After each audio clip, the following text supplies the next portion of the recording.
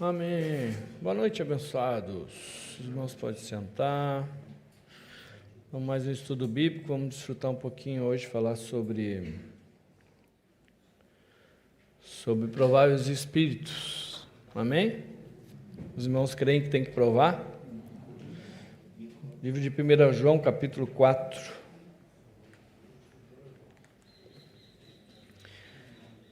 Essa é uma questão muito interessante, ao mesmo tempo que traz um temor para a gente, né, de saber o quanto a misericórdia de Deus tem se manifestado na nossa vida, né?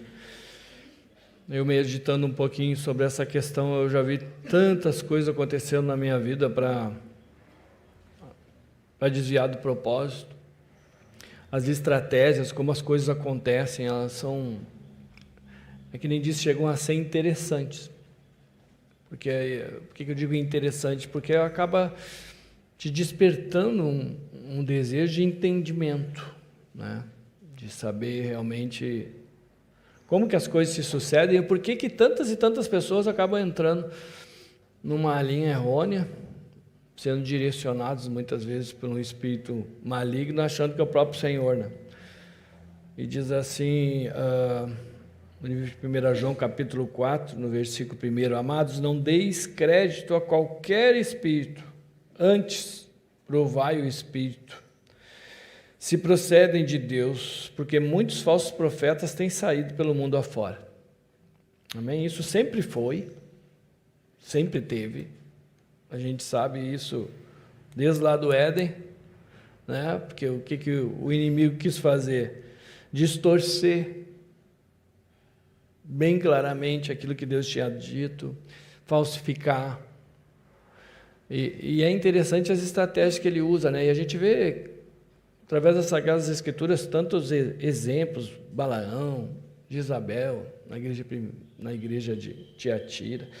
É uma questão de estratégia do inimigo, por isso que realmente a gente tem que provar os espíritos, tem que julgar a profecia, e isso nos traz até um pouquinho, vamos dizer assim, entre aspas, céticos, né? Porque realmente a gente tem que ter essa arte da dúvida e entender como é que nós vamos, é claro, provar esses espíritos, né? Porque muitas vezes eu li aqui, eu achava que aqui diz no versículo 2: Nisso reconheceis o Espírito de Deus, todo espírito que confessa que Jesus Cristo veio em carne é de Deus, e todo espírito que não confessa que Jesus não procede de Deus, pelo contrário, esse é o espírito anticristo. Isso na verdade aconteceu, e naquele tempo era interessante também, porque tinha uma filosofia grega que se manifestava através do gnosticismo, né? Que além de tantas outras coisas, eles falavam contra a humanidade de Cristo, ou seja, eles falavam contra que Cristo veio em carne. Eles eram totalmente contrários a isso e eles minavam, e era por isso que o apóstolo, naquele momento, está exortando o povo para que eles prestassem atenção, para que eles não fossem movidos por esse movimento, porque era um movimento, e a gente sabe que a gente já viveu isso, sempre tem alguns movimentos, né? Alguns movimentos que, tipo, como fosse uma moda, e todo mundo começa a falar, e todo mundo começa a viver aquilo. Eu me lembro muito até no mundo, sempre, até na questão natural, por exemplo, pensamento positivo, aí tinha treinamento, as pessoas acreditavam e trabalhavam nisso e davam palestras sobre isso. Então esses movimentos sempre teve, e naquele tempo estava havendo esse movimento também, esse movimento gnóstico, porque era uma filosofia grega, inclusive o provai também tinha uma questão que era daquela época, porque era empregado na metalurgia, porque eles iam provar para ver se os metais eram puros ou não. Então tudo tem uma questão também da cultura natural do tempo, daquele momento, mas a gente via que esses movimentos eles traziam, era um povo chamado os iniciados, Que queria dizer o quê? Que eram pessoas que tinham um conhecimento superior a todos os outros. E só se você fosse daquela turminha ali, você tinha esse conhecimento superior aos outros. Que isso é uma das coisas que eu já vi, inclusive nessa época. Eu sou o único, eu conheço e o resto não sabe nada, né? Nós sabemos, nós temos a revelação e somente nós e ninguém mais.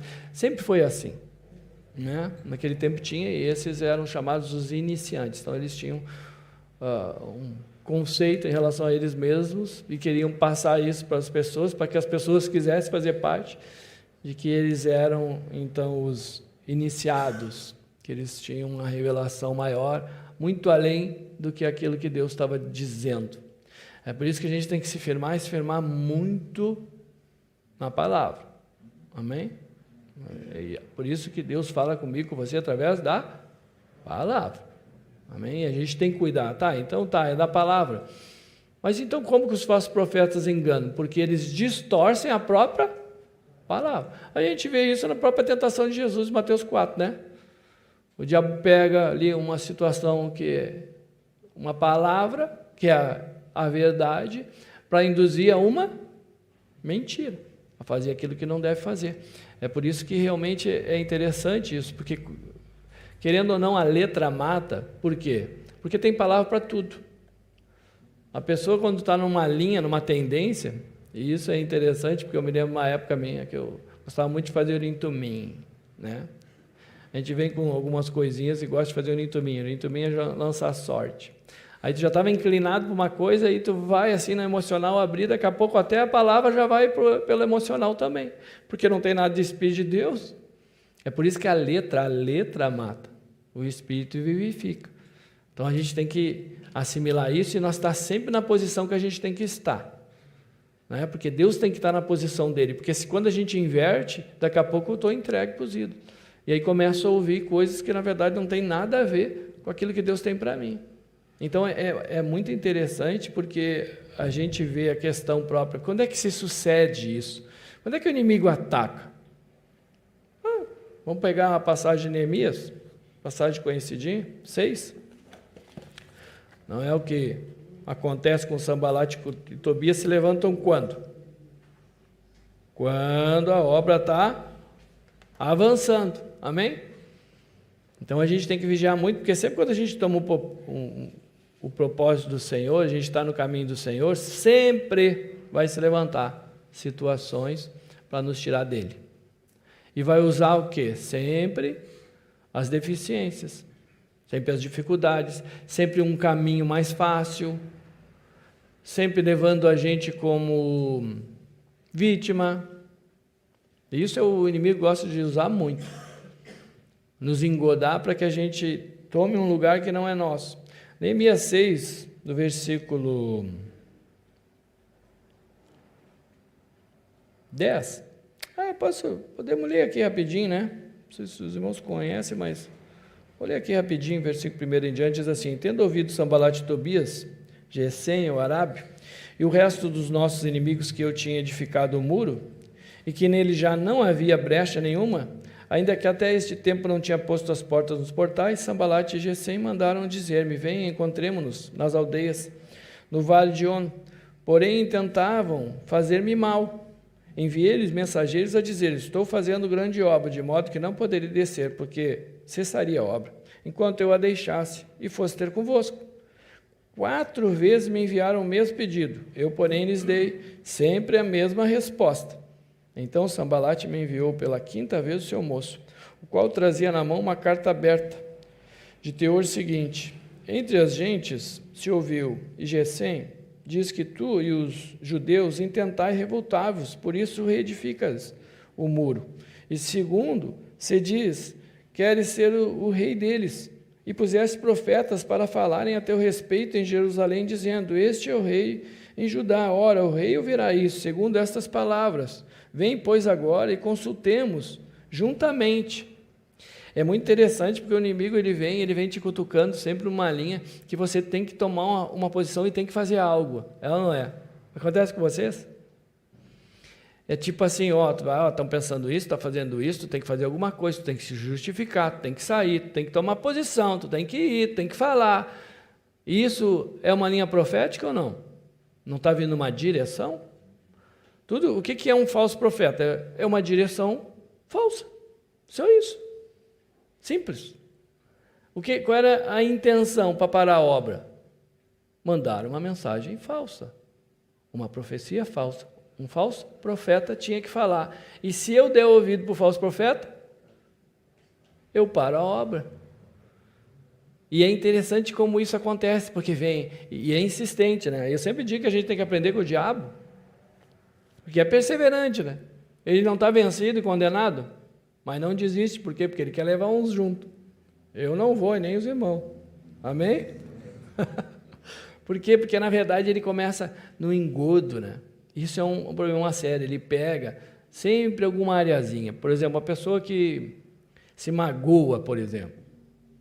Ela sentiu aquela situação. Ela está frágil pela situação. Vem uma linha de um falso profeta na mente dizendo: puxa, olha só o que fizeram para ti, que coisa horrível, tu vê, não pode acontecer. É assim ou não? É só comigo? E aquilo vem atiçando. E aquela linha profética, ela sempre... Por que é uma linha profética? Porque ela vai te dar uma direção. Ela não quer que você fique onde você está e nem fazendo o que está fazendo. Ela quer que você deixe de fazer o que você está fazendo. É por isso que Deus sempre tem um tempo e um modo. E tudo que o inimigo quer que você faça no tempo errado, do jeito errado, porque, consequentemente, vai dar tudo errado. Então, essas circunstâncias a gente precisa discernir. A gente pensa assim, é um falso profeta, é uma pessoa que vai dizer para mim. Pois a carne é um falso profeta. Ela passa falando, ela passa lançando linhas de pensamento. E aqui a gente vê muito claro esse enrodo, esse engodo, as coisas acontecendo, a estratégia, e vai, e aí o carinha está firmezinho, dá uma resistida, mas ele vem de novo, e não desiste, daqui a pouco vai, e vai, daqui a pouco vem, não, vamos consultar juntos. Consultar juntos é uma benção. Consultar com o capeta é que nós não vamos. Não, mas vamos consultar junto. Mandei dizer-lhe, de tudo o que dizes, coisa nenhuma sucedeu. Tudo teu coração é quem inventa. Benção, né? Não vem com conversinha. Porque todos eles procuravam atemorizar-nos, dizendo: as suas mãos largarão a obra e não se efetuará. Agora, pois, ó Deus, fortalece as minhas mãos. Porque ele estava vendo a estratégia, ele estava vendo, gente, olha a intenção do inimigo. Isso é uma benção. Porque para a gente resistir, primeiro tem que se sujeitar. O sujeitar é isso. Ele estava sujeito a Deus ou não? Ele estava com entendimento ou não? Ele sabia, ele estava vendo tudo. O problema é quando a pessoa não vê. E aí ela acha que está indo para um lado e já está indo para o outro, e nem notou. Então, o sujeitar a Deus é você estar debaixo da unção do Espírito de Deus para que Deus nos livre. E é por isso que ele, naquele momento ele já estava assim: Senhor, né? Que a tua mão, que tu fortaleça as minhas mãos, que tu não me deixe eu cair, porque a coisa está feia aqui, os caras estão a 1000 por hora. E aí continua a passagem dizendo: tendo eu ido à casa de Semaías, filho de Delaías, filho de Meetabe, que estava encerrado, disse ele: vamos juntamente à casa de Deus, ao meio do templo, e fechemos as portas do templo, porque virão matar-te. Aliás, de noite virão matar-te. Porém eu disse: homem, como eu fugiria? E quem há como eu que entre no templo para que viva? De maneira nenhuma entrarei. Por quê? Porque só podia entrar no templo o sacerdote. O inimigo: não, vamos fugir, vão te matar. Tu tem uma justificativa, vamos entrar lá. E ele estava indo junto ou não? Gente, isso é uma coisa muito tremenda da gente meditar, porque isso traz um temor e uma dependência de Deus, dizer: Senhor, se tu tirar a mão, nós estamos fritos. Eu não consigo nada, a estratégia do inimigo é muito. Não tem como eu lutar com o diabo sozinho, nem os irmãos, nós tomamos uma tunda.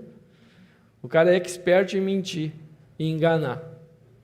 Então é por isso que a gente precisa que Deus nos fortaleça, mas ele tinha. E o que mantinha ele ali? Ele sabia que Deus tinha determinado que ele não podia entrar, porque se ele entrasse, ele morreria. Então ele está firmado no quê? Ele está firmado na palavra de Deus. Quando eu estou firmado na palavra de Deus, irmãos, por isso que a palavra de Deus diz: aqueles que confiam no Senhor jamais vão ser enganados. Amém? Por quê? Porque eu estou confiando, é isso que Deus disse, não importa se é assim, assim. O diabo lá, na Eva lá, não, mas não é bem assim. Tu vai conhecer tudo. Então você vê que esse é o engodo do falso profeta. Ele distorce, ele te cria um desejo, uma expectativa, né? Uma estratégia de se livrar de algo. É sempre assim. Está doendo? Pois a cura para a dor é perdoar, não é se magoar. A palavra diz que é perdoar, então assim é. Se magoou, não tem Deus. Tem o falso profeta falando. Os irmãos creem nisso ou eu estou falando alguma besteira?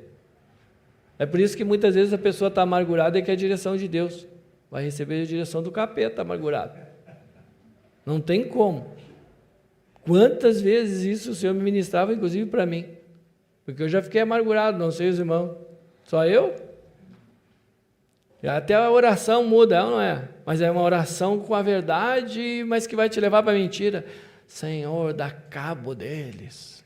Lembra de Jeremias? Jeremias amargurado, se queixando para Deus porque ele estava sofrendo, e as pessoas que estavam aprontando ali fora estão dando risada, eu aqui estou sofrendo. Eu era como um manso cordeiro, não sabia que tramavam essas coisas contra mim, vitimizando. Daqui a pouco ele diz: dá cabo deles, porque tu vences o inimigo.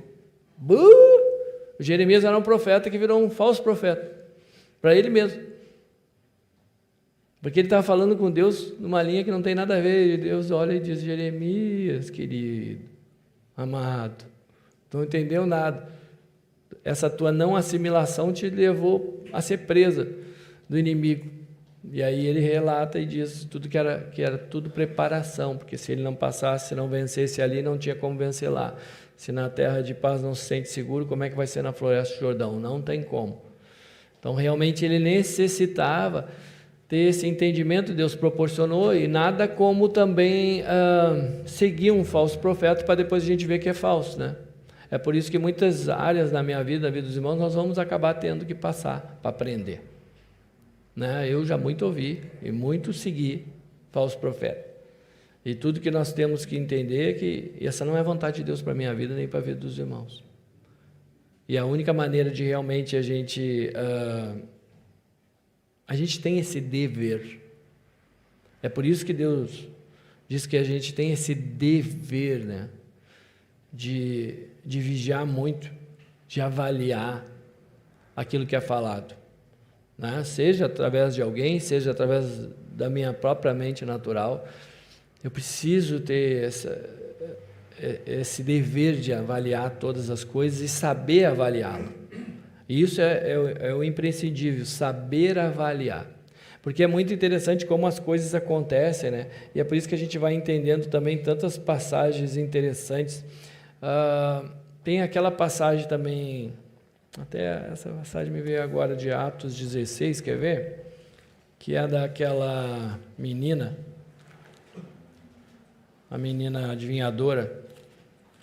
Isso aqui é bem legal. É Atos 16, né? Atos 16, que foi aquilo que acabou levando Paulo e Silas a serem açoitados e presos. Mas olha que situação interessante. Creio que os irmãos conhecem essa passagem, né? Mas diz assim, capítulo 16, versículo 16: aconteceu que, indo nós para o lugar de oração, nos saiu ao encontro uma jovem possessa de espírito adivinhador, a qual, adivinhando, dava grande lucro aos seus senhores. Seguindo a Paulo e a nós, clamava dizendo: estes homens são servos do Deus Altíssimo e nos anunciam o caminho da salvação. Vamos parar só um pouquinho aqui. Ela estava falando a verdade? Estava falando a verdade? Era isso mesmo? Então vamos continuar. Isto se repetia por muitos dias. Então Paulo já indignado, voltando-se, disse ao espírito: em nome de Jesus Cristo eu te mando, retira-te dela. E ele na mesma hora saiu. Amém? Essa passagem ela é muito interessante pelo seguinte: primeiro, a guria era muito famosa na cidade.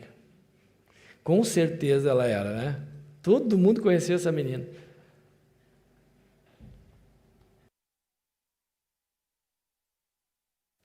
Todo mundo conhecia ela. O que aconteceria se Paulo não expulsasse esse demônio da adivinhação? Eu digo para os irmãos o que aconteceria. Ele ia acabar dando crédito para ela, mais do que ela já tinha. E isso ia atrapalhar e muito a pregação do Evangelho. Amém? Tem uns aqui, uns adivinhos que atrapalham a pregação do Evangelho ou não? Tem? Por quê? Porque as pessoas correm, olham e... tudo certinho, mas olha só, acerta tudo. Eu tinha uma época da minha vida que era muito interessante. Eu me lembro que eu trabalhava no banco, sempre tinha um colega que dizia: achei um que acerta tudo.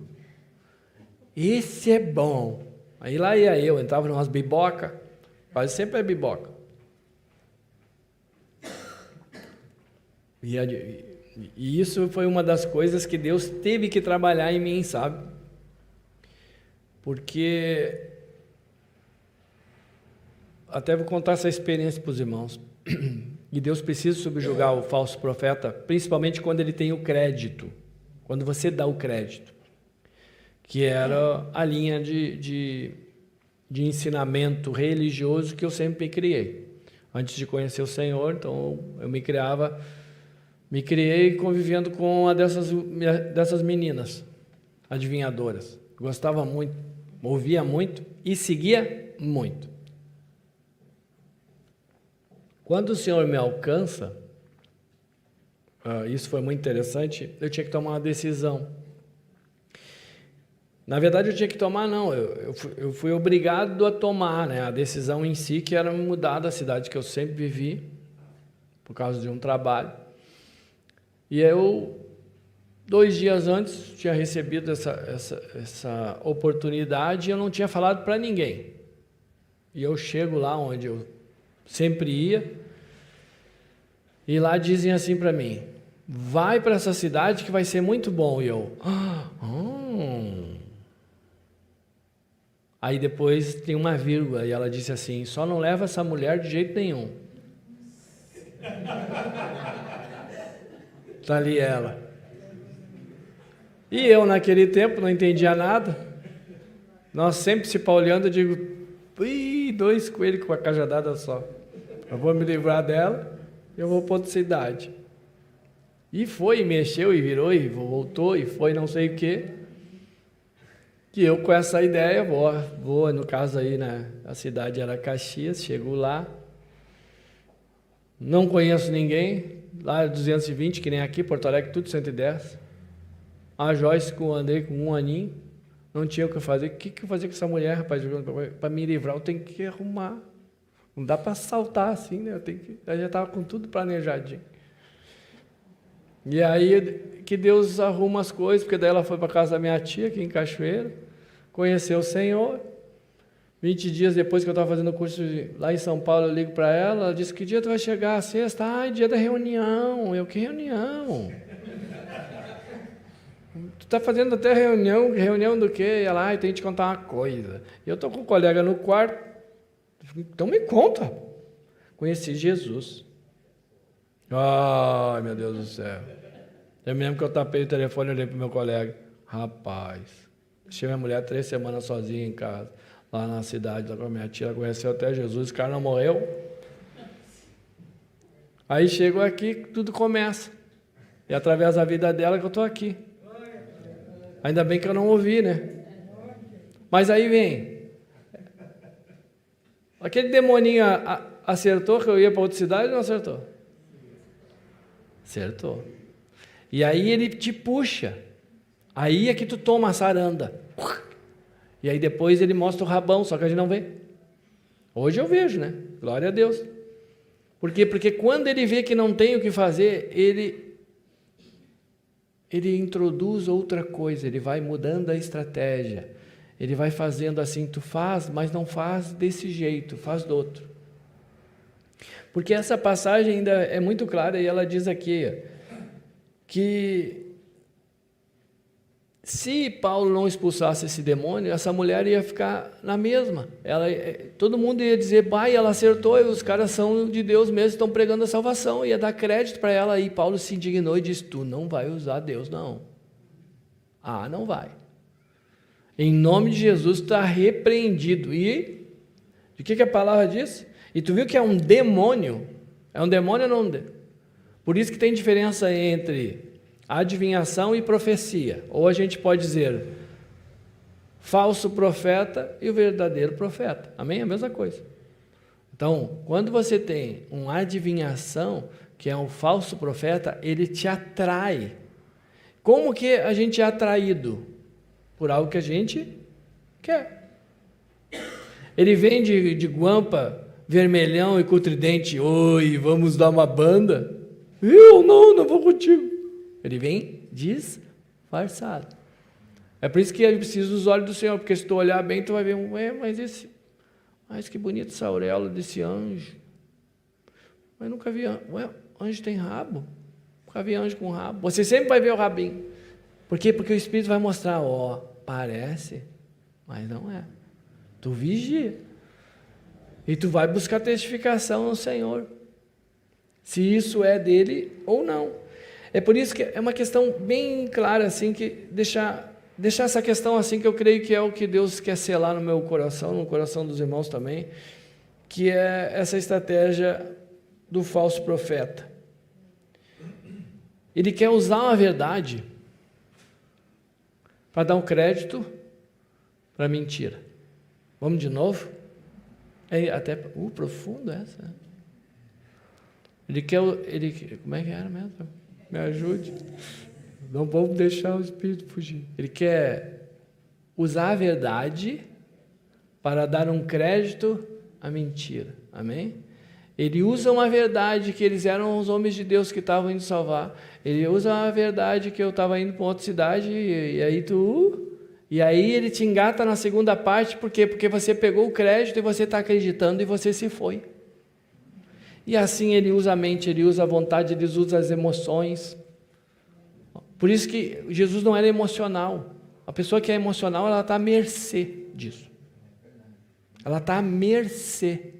Uma pessoa ferida, ela está à mercê, ela está já indo para o brejo.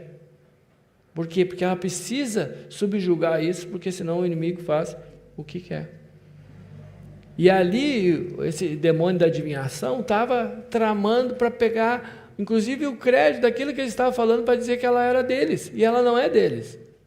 Ela era um demônio, não tinha nada a ver com Paulo e Silas. O demônio não tem nada a ver comigo e com você. Não tem essa de se misturar, não temos essa de vamos consultar junto, vem comigo, vamos entrar. Não vou entrar não, porque se a palavra de Deus diz que eu não posso entrar, porque se eu entrar eu vou morrer. E o diabo veio para quê? Matar, roubar e destruir. Então ele sempre vai usar essas artimanhas. É por isso que sempre quando eu vou consultar, quando eu vou avaliar, e lembrando mais uma vez, nós temos o dever disso, dever de julgar a profecia, dever de avaliar. E avaliar sempre por aquilo que Deus determina, por aquilo que Deus diz. Porque senão a razão, por exemplo, a razão ela sempre parece verdade. É por isso que o diabo usa muito a razão, que é a verdade, para dar o crédito para a mentira. A pessoa, pela razão, ela se aparta. Sim ou não? Pela razão, ela não perdoa. Pela razão, ela não quer conviver. Pela razão, ela não quer comunhão. Por quê? Porque eu fui, muitas vezes, atingido, sofri aquela situação. E isso é algo interessantíssimo que eu tenho que entender que sempre quando eu seguir aquilo que Deus quer, o caminho, inicialmente, irmãos, ele é apertado. Amém? Depois é que abre. O diabo é o contrário. E naturalmente a gente quer o quê? O largo primeiro, depois a gente não quer nem saber. Mas ele sempre leva... Por isso que Paulo e Silas, vocês acham que eles que eles não sabiam que eles iam sofrer um dano. Eles estavam dando dano para a galera, pararam de ganhar dinheiro. Aquela mulher era famosa, ganhava dinheiro para Dedéu, para os carinha lá. Daqui a pouco acabou a fama da mulher. Bah, e aquela mulher não acerta mais nada. Pararam de ir. Vamos ter que orar pela cidade aí, para ninguém mais acertar nada aí também, amém? Mas para isso nós vamos ter que estar no Espírito. Está pronto para ser açoitado? Está pronto para ir para a cadeia? Está pronto? Porque a gente quer a benção, mas não quer o processo para a benção. Porque ao mesmo tempo não tem, irmãos. Isso é algo básico e bíblico. Sempre quando você tomar uma posição pelo Senhor, inicialmente você sofre. E depois você desfruta. Amém? Amém. Paulo e Silas não sofreram um monte? E depois, pensa num desfrute. Eu fico imaginando esses homens na alegria, no regozijo de Paulo e Silas, naquela casa daquele carcereiro, ganhando toda a família dele e ele junto. Isso é o maior regozijo que pode ter um crente, eu e você. É ser usado poderosamente por Deus para mudar a vida das pessoas. Esse é o propósito de Deus para a minha vida e para a tua. E é isso que Deus tem como vontade, irmãos. E a bênção de Deus na minha vida está em realizar isso. É por isso que o diabo trabalha tanto para que a gente não realize essa grande obra. Os irmãos estão realizando uma grande obra? Então lembre, estão chamando você. Vai ir? Não vou, não posso, eu estou fazendo uma grande obra. Aí vem de novo, e vem de novo, e vem de novo. Daqui a pouco aparece um, não, mas vamos junto, vamos consultar junto. Não vou consultar nada. Eu não quero. É por isso que só tem quem fala, isso tem quem escute. É por isso que um amargurado sempre vai levar outros amargurados. Isso é básico. Os grupinhos. É só olhar a escalação do time. Sim ou não? Quando você vê, ó, que a pessoa está assim. Pode ver que o do lado está assim, o outro está assim, então tudo assim. E aqui nem nós aqui, está um no Senhor, todo mundo no Senhor, glória a Deus! Aí eu olho e digo, pô, mas estão tudo na bênção. Por quê? Porque essa aqui é a escalação do time de Jesus, ou não? Amém? Tem alguém no departamento médico? Mas logo vai ser liberado. E nós vamos jogar, por quê? Porque Deus tem esse propósito para a minha vida e para a tua. Por isso que o propósito de Deus para Paulo e Silas era o quê? Que eles levassem a salvação. E eles estavam na cadeia. Cadeia fazia parte do propósito? Não, só momentâneo, só para passar. O que um pregador vai fazer dentro da cadeia se não tem ninguém, só os dois lá? Ele disse, não, deixa comigo que eu vou derrubar essas cadeias aí. E vou levar vocês onde tem que levar. Então não tem, irmãos, nada e ninguém impede o propósito de Deus. É por isso que a gente precisa estar nele. Estando nele não tem, porque se Deus é por nós, essa é legal, né? A gente gosta, né?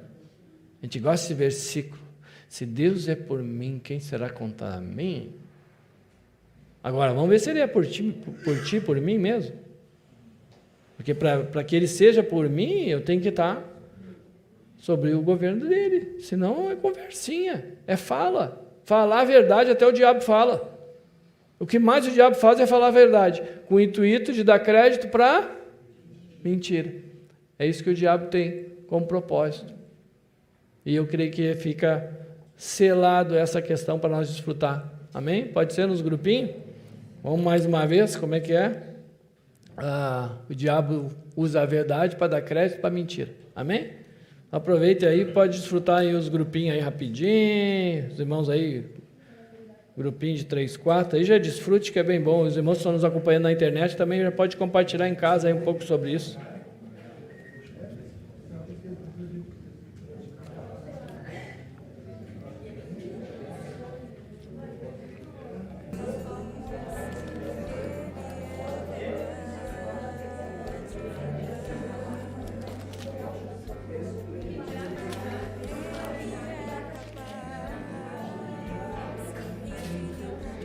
Bênção pura, abençoados.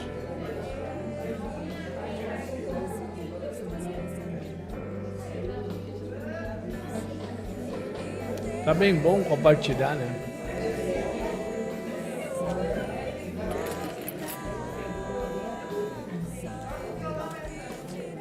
Vou tocar aí.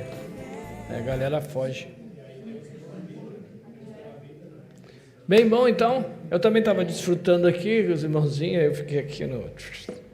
Que nem o irmão disse, a gente pode ouvir, e a própria palavra de 1 João 4:1 diz: amados, não deis crédito. Amém? Ainda bem que eu não dei crédito, e estou com a mulher aí, né?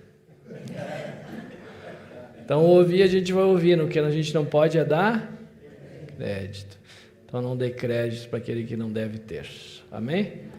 Vamos agradecer, Santo e Eterno Deus, mais uma vez, Senhor, engrandecemos o Teu nome, a unção do Teu Espírito, Senhor, nos guarde, Senhor, nos livre, fortalece, Senhor, as nossas mãos, para que a gente não venha a ser engodado, Senhor, porque realmente nós reconhecemos que sem Ti nada nós podemos fazer, Senhor, mas através de Ti tudo nós podemos, porque Tu, Senhor, nos fortalece, que Tu nos fortaleça e nos mantenha, Senhor, firmes naquilo que Tu tem como propósito, e que nós possamos desfrutar disso e sermos a bênção na qual o Senhor Tu nos separasse para ser. Amém? Deus abençoe!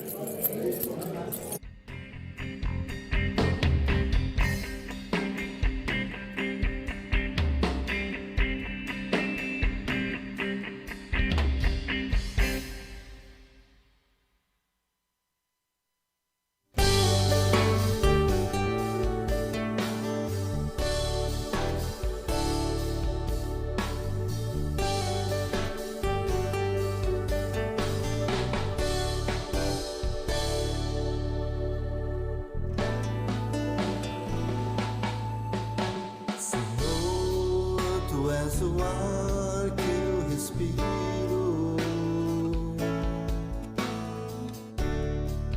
és a razão do meu viver. Tu és o sol que ilumina minhas manhãs, és a chuva que rega todo o meu ser.